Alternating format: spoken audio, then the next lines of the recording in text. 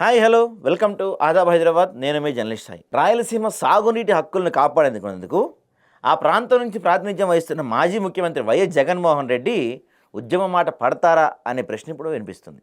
ఎందుకంటే తెలంగాణ మాజీ సీఎం కేసీఆర్ జగన్ను ఎందుకు ఆదర్శంగా తీసుకోకూడదనే చర్చ కూడా జరుగుతుంది. తెలంగాణలో బీఆర్ఎస్ అధికారం కోల్పోయి 2 ఏళ్ల తర్వాత మొన్న కేసీఆర్ మీడియా ముందుకు వచ్చారు. పాలమూరు రంగారెడ్డి ఎత్తిపోతల పథకం విషయంలో తెలంగాణ ప్రభుత్వం అనుసరిస్తున్న తీరుపై ఆయన తీవ్ర ఆగ్రహం వ్యక్తం చేశారు. అసలు తెలంగాణ పోరాటం జరిగిందే నీళ్లు నిధులు నియామకాల కోసమే ఆయన మరోసారి స్పష్టం చేశారు. అలాంటిది తెలంగాణకు ప్రాణప్రదమైన నీళ్ల విషయంలో రేవంత్ రెడ్డి సర్కార్ తీవ్ర నిర్లక్ష్యం ప్రదర్శిస్తుందని కేసీఆర్ అన్నారు. దక్షిణ తెలంగాణ రైతాంగానికి అన్యాయం జరుగుతుంది, తానే స్వయంగా ఉద్యమ బాట పడతానని హెచ్చరించారు. కవులు, కళాకారులు, మేధావులు, జర్నలిస్టులు ఇలా అన్ని రంగాల వారు మరోసారి ఉద్యమానికి సహకరించాలని ఆయన కోరారు. కేసీఆర్ హెచ్చరికతో రేవంత్ రెడ్డి కూడా కొంత ఆలోచనలో పడ్డారు. తెలంగాణ నీటి ప్రాజెక్టులపై వరుసగా పవర్ పాయింట్ ప్రజెంటేషన్ ఇస్తున్నారు. అసెంబ్లీ సమావేశాల్లో కూడా సాగునీటి ప్రాజెక్టులే ప్రధాన అంశంగా చర్చ జరిగింది. ఈ చర్చలో భాగంగా సీఎం రేవంత్ రెడ్డి చావు కబురు చల్లగా చెప్పారు. ఆంధ్రప్రదేశ్ సీఎం చంద్రబాబుతో నేను ఏకాంతంగా సమావేశమైనప్పుడు రాయలసీమ ఎత్తిపోతల పనులను నేను నిలిపేయాలని విజ్ఞప్తి చేశాను. నా మీద గౌరవంతో ఆయన ఆ పనులు నిలిపేశారు. రాయలసీమ ఎత్తిపోతల పనులు ఆగాయా లేదా తెలుసుకోవడానికి కావాలంటే నిజ నిర్ధారణ కమిటీ కూడా వేయండి అని స్పీకర్ గడ్డం ప్రసాద్ను సీఎం కోరారు. తెలంగాణ హక్కుల విషయంలో ఆ రాష్ట్ర సీఎం రేవంత్ రెడ్డి గట్టిగా ఉన్నట్టు అసెంబ్లీ సాక్షిగా చెప్పుకునే ప్రయత్నం చేశారు. అయితే ఇదే సందర్భంగా తనపై గౌరవంతో రాయలసీమ ఎత్తిపోతల ప్రాజెక్టు పనుల్ని చంద్రబాబు నిలిపేశారని రేవంత్ రెడ్డి చెప్పడం ఇప్పుడు హైలైట్ పాయింట్. ఎందుకంటే రాయలసీమ ఎత్తిపోతల పథకం ద్వారా చెన్నైకి దాదాపుగా 15 టీఎంసీలతో పాటు దాదాపు 9.5 లక్షల ఎకరాలకి సాగునీళ్ళు అందించే గొప్ప ఆశయంతో అప్పుడు వైఎస్ జగన్ రూపొందించారు.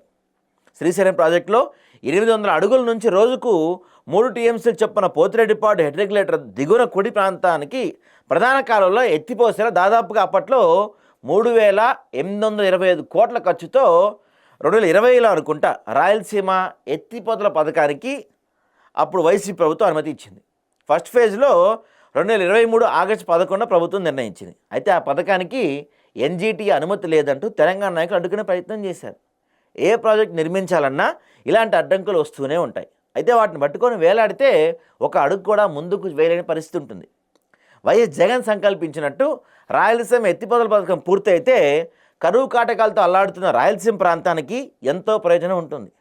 సాగునీళ్ళు అంది రైతులు పంటలు పండించుకొని అప్పుల బారి నుంచి బయటపడతారు. అధికారంలో చంద్రబాబు సర్కారుకు అమరావతి నిర్మాణమే మెయిన్ ఇంపార్టెంట్ అయిపోయింది. అయితే ఇప్పుడు సీఎం రేవంత్ రెడ్డి కామెంట్స్తో రాయలసీమకు జరుగుతున్న అన్యాయం కళ్ళకు కట్టినట్టు తెలుస్తుంది. సో ఈ నేపథ్యంలో మాజీ ముఖ్యమంత్రి వైసీపీ అధినేత జగన్మోహన్ రెడ్డి స్పందన అత్యంత ఇంపార్టెన్స్. రాయలసీమకు జరుగుతున్న అన్యాయంపై వైఎస్ జగన్ ఎలా స్పందిస్తారో అని ఆ ప్రాంత ప్రజలు ఎదురు చూస్తున్నారు. తెలంగాణ మాజీ సీఎం కేసీఆర్ మాదిరిగా తమ ప్రాంత నీటి హక్కుల సాధన కోసం ఉద్యమాన్ని నిర్మిస్తామని హెచ్చరించడాన్ని గుర్తు చేస్తున్నారు. వైఎస్ జగన్ కూడా ఆ రకంగానే తమ ప్రాంత సాగునీటి హక్కుల పరిరక్షణకు ఉద్యమాన్ని ఎందుకు నిర్మించకూడదని రాయలసీమ జనం కోరుకుంటున్నారు. గత ఎన్నికల్లో వైసీపీ ఘోరంగా ఓడిపోయినా రాయలసీమలో 3 ఎంపీ స్థానాలు గెలిపించడానికి గుర్తు చేస్తున్నారు. కడప, రాజంపేట, తిరుపతి ఎంపీలుగా అవినాష్ రెడ్డి, పెద్దిరెడ్డి మిథున్ రెడ్డి, డాక్టర్ గురుమూర్తి వీళ్ళే వైసీపీ నుంచి ప్రాతినిధ్యం వహిస్తున్నారు.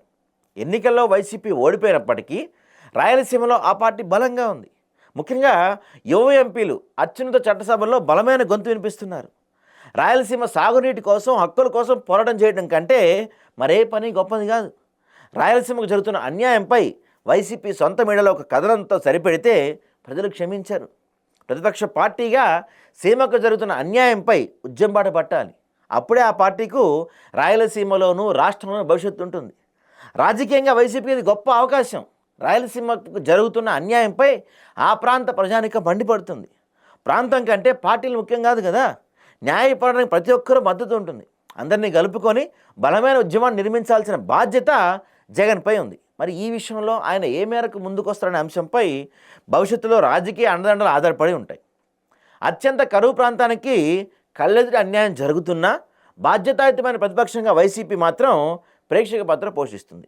ఈ విషయంలో తెలంగాణ సీఎం కేసీఆర్ను జగన్ స్ఫూర్తిగా తీసుకొని ముందడుగు వేయాల్సిన అవసరం ఎంతైనా కనిపిస్తుంది. మరి జగన్ కూడా అంటే చాలా స్పష్టంగా, చాలా క్లియర్గా అసెంబ్లీలో రేవంత్ రెడ్డి గారే చెప్పారు కాబట్టి జగన్ ఈ అంశాన్ని ఒక ఉద్యమంగా మార్చుకొని, ఒక ఆయుధంగా మార్చుకొని ప్రజల్లోకి వెళ్ళే ప్రయత్నం చేస్తారా లేదా అనేది చూడాలి.